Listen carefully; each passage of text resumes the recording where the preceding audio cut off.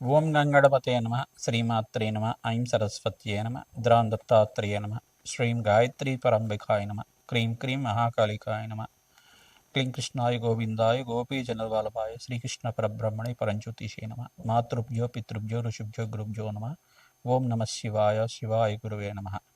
YouTube ప్రేక్షకులందరికీ కూడా నమస్కారం అండి.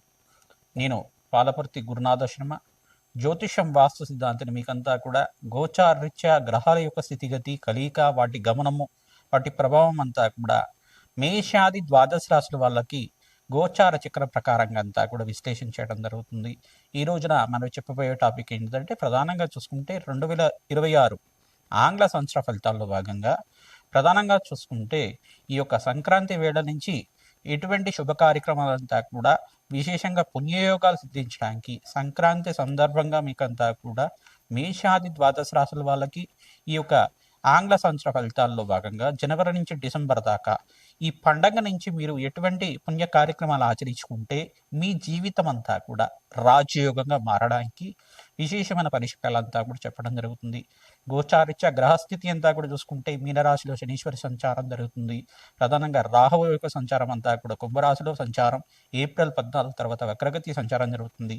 ప్రధానంగా సప్తమ స్థానంలో అంటే ప్రధానంగా చూసుకుంటే సింహరాశిలో అంతా కూడా ఈ యొక్క కేతు యొక్క సంచారం ఏప్రిల్ 14 తర్వాత వక్రగతి సంచారం జరుగుతుంది. బృహస్పతి యొక్క మార్పు అంతా కూడా చూసుకుంటే ఇక్కడ మిథున రాశిలో అంతా కూడా రాజయోగకారుగా మారి అంతా కూడా అతిచారం నుంచి మళ్ళీ తిరోగమనంలో అంతా కూడా మార్పు చెందడం జరిగింది. మళ్ళీ చూసుకుంటే జూన్ 14 తర్వాత కర్కాటక రాశిలో ఉచ్చస్థానంలో మార్పు జరుగుతుంది.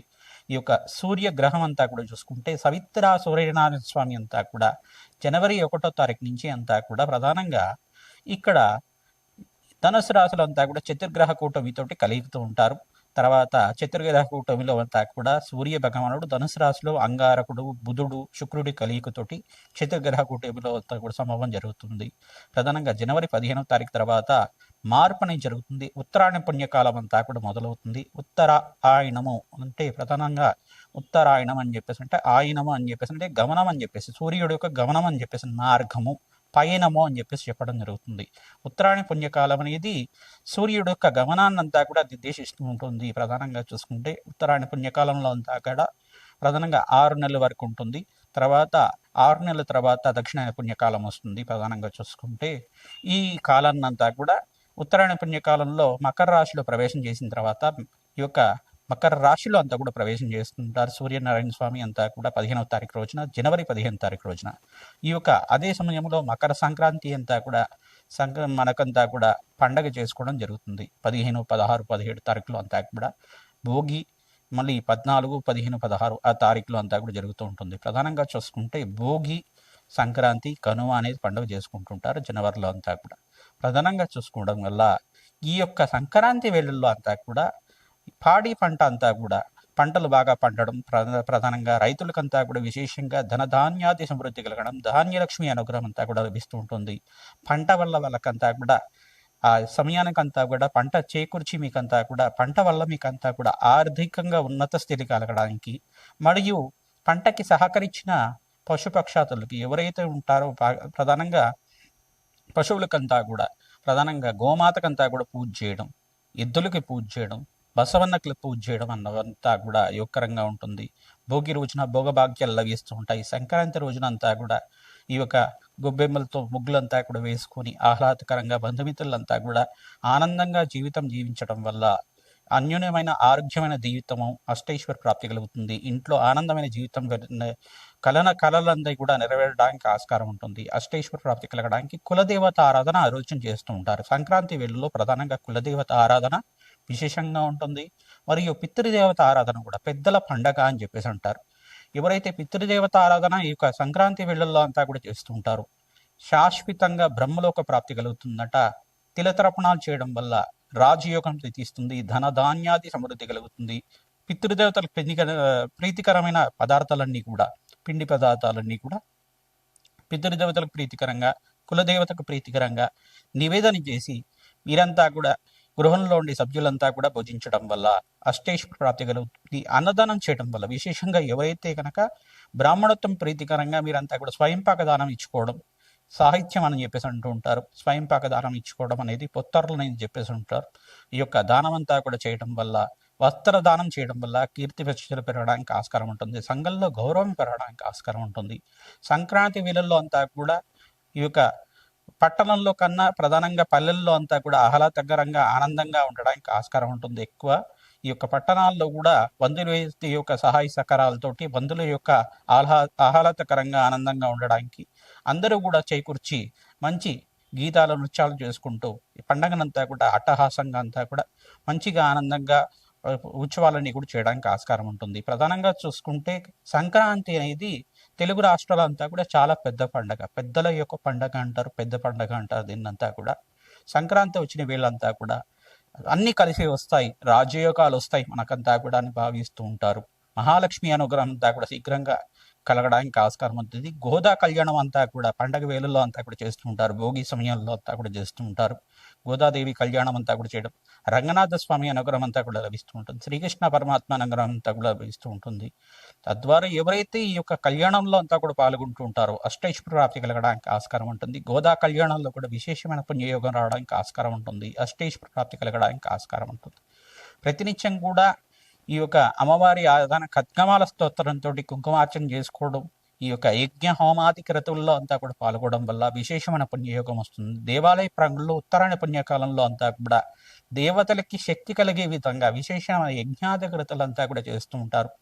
రాజశ్యామల యజ్ఞాత క్రతులు కానీ, విశేషమైన చండీ హోమాది కార్యక్రమాలు కానీ, కులదేవత ఆరాధన కానీ, విశేషంగా ఎవరైతే యజ్ఞ హోమాది క్రతులంతా కూడా చేస్తూ ఉంటారో విశేషమైన పుణ్యయోగం సిద్ధించడానికి ఆస్కారం ఉంటుంది. అత్యంత శుభమైన కాలంగా ఉత్తరాయణ పుణ్యకాలం అంతా కూడా అత్యంత శుభకాలంగా ఉంటుంది. సంక్రాంతి అంతా కూడా పుణ్య కార్యక్రమాలు ఆచరించుకోవడానికి, దాన ధర్మాలు చేసుకోవడానికి అత్యంత శుభమైన ఫలితంగా ఎవరైతే దానాది కార్యక్రమాలు చేసుకుంటూ ఉంటారో 3,000 కోట్ల రెట్లు ఫలితం అంతా కూడా పొందడానికి ఆస్కారం ఉంటుంది.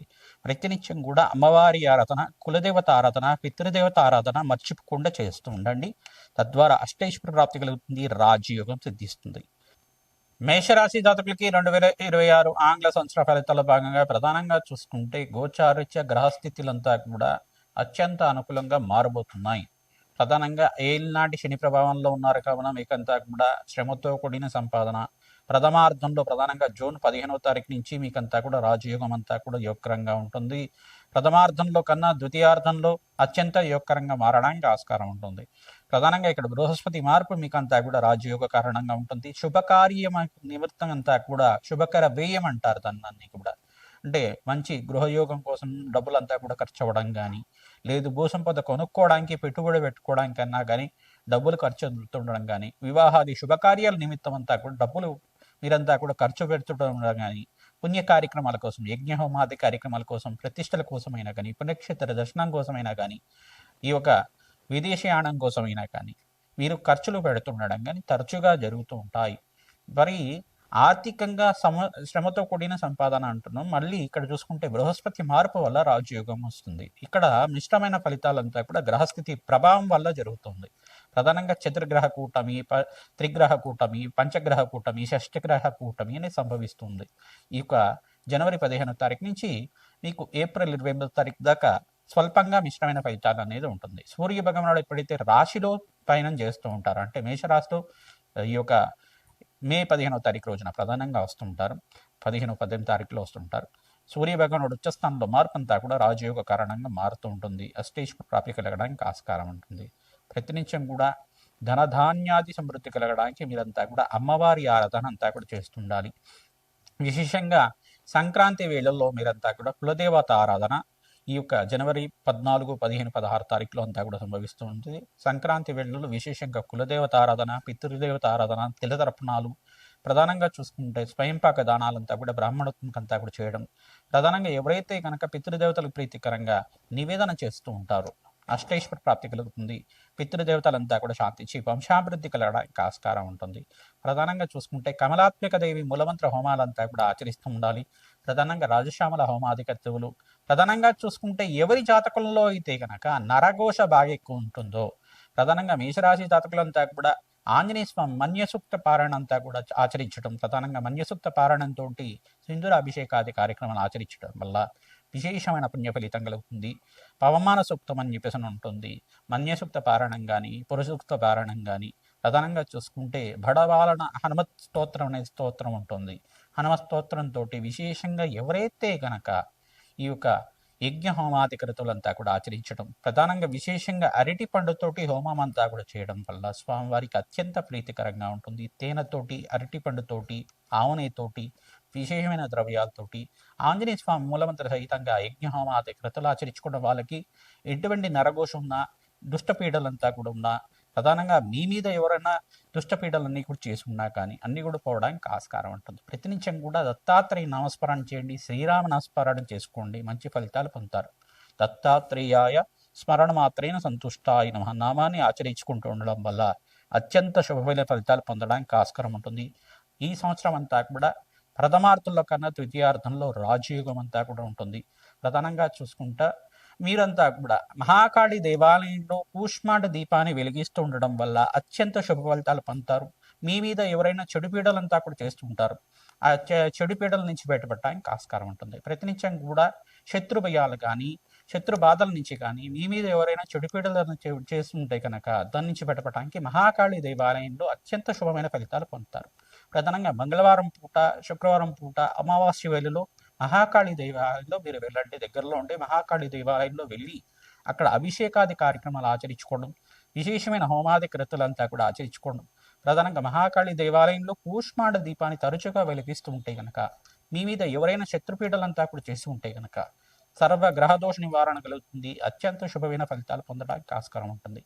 అంటే సకల కీడు నివారణ అవుతుంది. అంటే ఇది శత్రుపీడలు కానీ చెడు పీడలు కానీ అన్నీ కూడా చేసి ఉంటే కనుక అన్నీ పోతూ ఉంటాయి. మీకు తరచుగా అనారోగ్య ఇబ్బందులు రావడం, అనుకున్న పనులన్నీ బాధిత అవుతుండడం, ఎవరైనా మన మీద ఏమో చేసి ఉంటారని చెప్పేసి భావన అనేది కలుగుతుంటే, మనస్తాపం పడుతుంటే గనక సకల గ్రహదోష నివారణ కలుగుతూ ఉంటుంది. ఆంజనేయ స్వామిని పట్టుకుంటే గనక ఎటువంటి గ్రహదోషాలంతా కూడా పీటలన్నీ కూడా పటాపంచలు అయిపోవడానికి ఆస్కారం ఉంటుంది. శ్రీమాత్రే నమః.